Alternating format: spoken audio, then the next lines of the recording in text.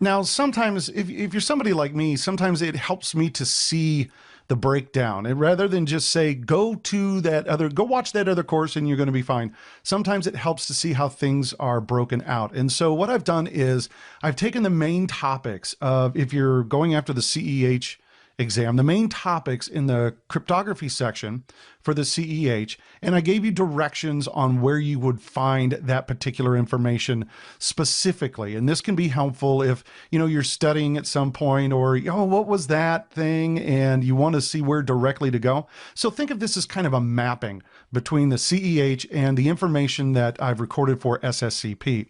The first one is the cryptography concepts. And I have to say, this is one of the most important sections on starting to understand why cryptography is important and what some of the main components of it are. And you're going to find that in the SSCP cryptography course in Module 2.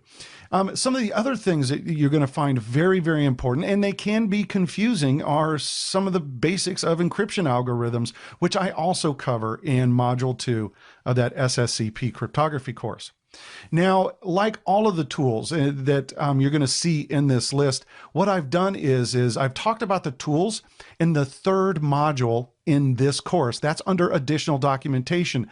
And after you've seen the cryptography course of SSCP, you'll come back here and I'll go through that documentation with you on some tools that you can work with to better further your education. Now, as you're working with cryptography in real life, one of the most important things is your public key infrastructure, or PKI.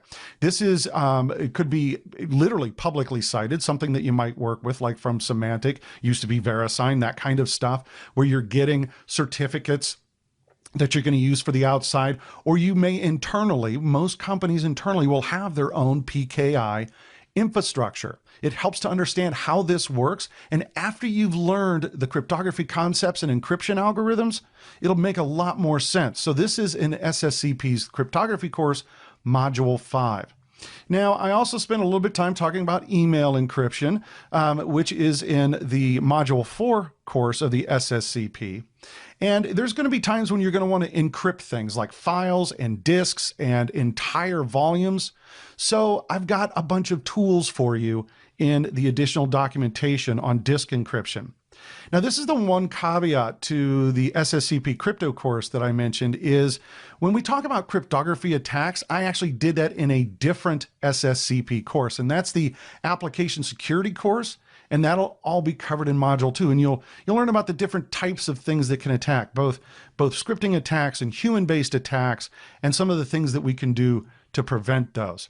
And then we have some cryptanalysis tools that can be fun in both learning more about how cryptography works and even how to crack some of the old cryptography, so you can see both sides of the process of both protecting and attacking.